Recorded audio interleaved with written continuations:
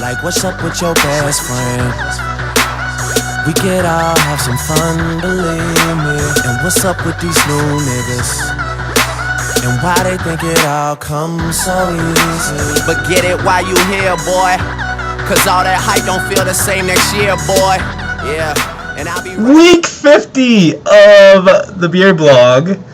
And we made it back from Europe. And we had lots of good beer and stuff. And yeah. I can't take you seriously.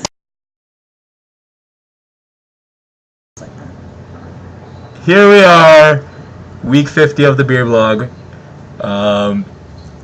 For real this time. Mitchell's got it.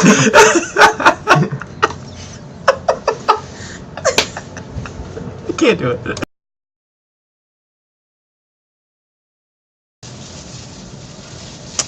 So this is the real week 50. We're gonna try and do it with our Venetian masks, and it wasn't gonna work.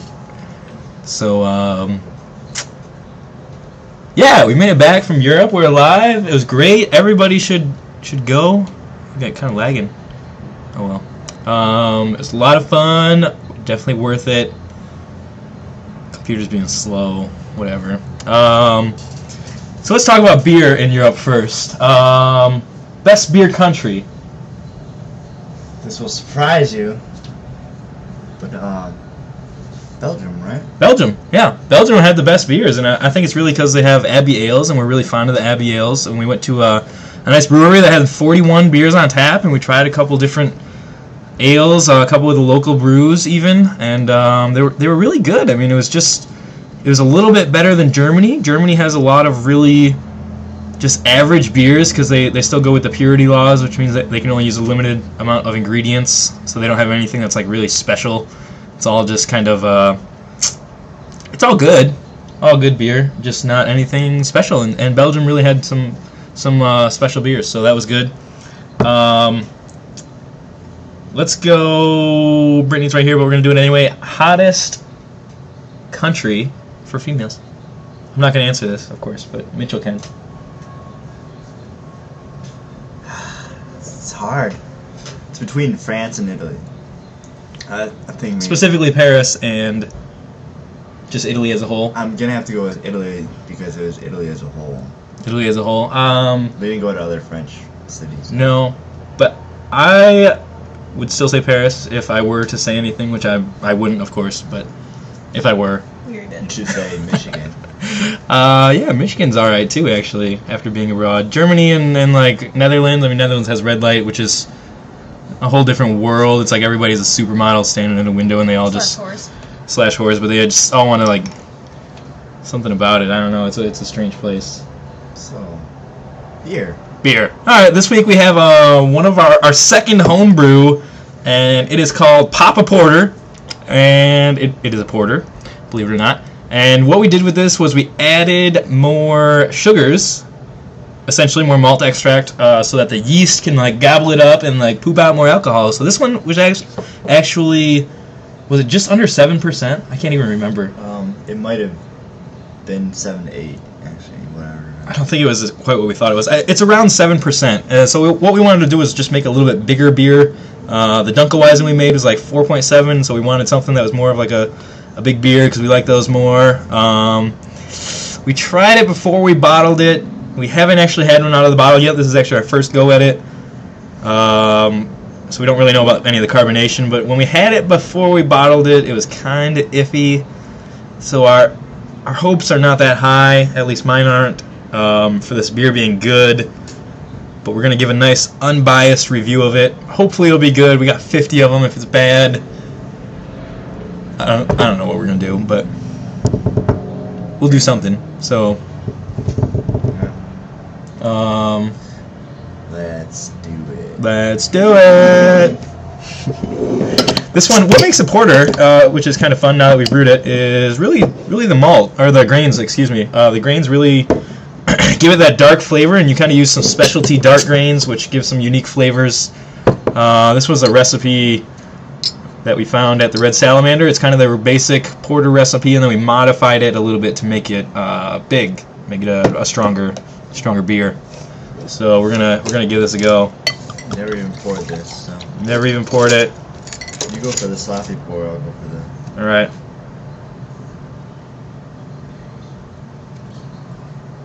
Sloppy pour was a win. These ones, our carbonation hasn't been like excessive. Look at that though. That's some pretty fat carbonation on there. It's not gonna show up on the screen. This is very careful. Oh yeah, it does show up. You can see like the little bubbles on the side. So there is some good carbonation down in there. A little bit of a head, which is good. We don't really want a whole big giant head to mask the beer. We also learned at the Heineken experience, the head actually seals in the carbonation while you're drinking it, and so like a little bit head's actually good because it keeps it fresh, so it doesn't go flat while you're drinking it. It might have a better smell than what we smelled before. It smells a little bit alcohol-y, but it is a bigger beer. Look at this carbonation coming up though. Yeah. I'm really surprised at that. That's some good carbonation. That's good. Let's see. It kind of smells like a porter, but it has a alcohol smell in there. It doesn't smell like overly great. All right, so let's give it a go. Let's give it a go.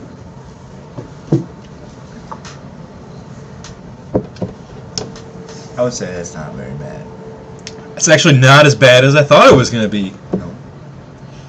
For being like a close to 7% beer, it actually turned out pretty good. Yeah, it's drinkable. It's drinkable, which thank God it's drinkable. We have 100 bottles of drinkable beer. Well, not 100 anymore. Yeah, we still got about 80. We're gonna smash through some of those over the next week or two. If you want one, come get one. Just shoot me a text, Facebook message, whatever. You can come try one. It's free on us. Happy to share. So yeah, okay, let's talk about this for a minute. You get a little bit of the alcohol taste at the end, but the beginning is actually some of like the darker flavors, which I didn't think were really going to come out. Some of the body. They did, though. Yeah, it's not a strong porter. There's really no coffee flavor, but you do get some of like the roasty, like the specialty grains, like a nice dark, like roasty, almost coffee-ish taste. Yeah. We were scared of a very high alcohol taste, and I'm not getting that really. I feel like it almost tastes more like a Scotch ale than a porter. I think you're kind of right on that one. Because I think we added so much malt and we didn't compensate it with additional grain, and so what we kind of what this kind of tastes like to me is just kind of like a big Scotch ale, and I really like the Scotch ales because you get a big malty flavor and a little bit of like a hint of a roasty flavor in the beginning, and then it kind of gives way to a light alcohol taste, which isn't really overpowering. I must say I really like this one actually.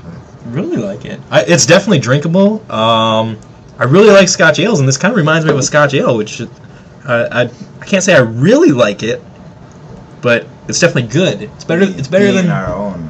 I like it a little yeah. more, Get a little more invested in it, time wise.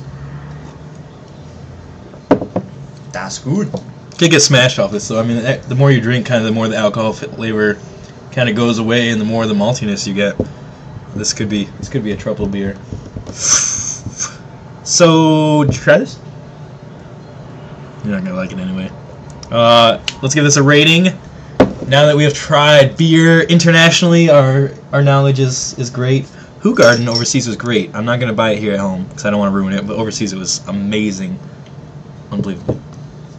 Let's give this a rating, Mitchell. I'll let you go first, as usual. 3.5. 3.5. So just a little better than average. I thought you were going to go 4 on this, what you were talking about. I went a little more honest. Okay. And I thought, I'm going to take away the points of me brewing this beer. I would give this a 3.5 as well. This is better than an average domestic beer. It has more to it, a little bit more complex, still very drinkable, and a little bit higher alcohol content, which is kind of good. I like it. I'm not even going to let you rate it, so we're just gonna call it a show. Farewell!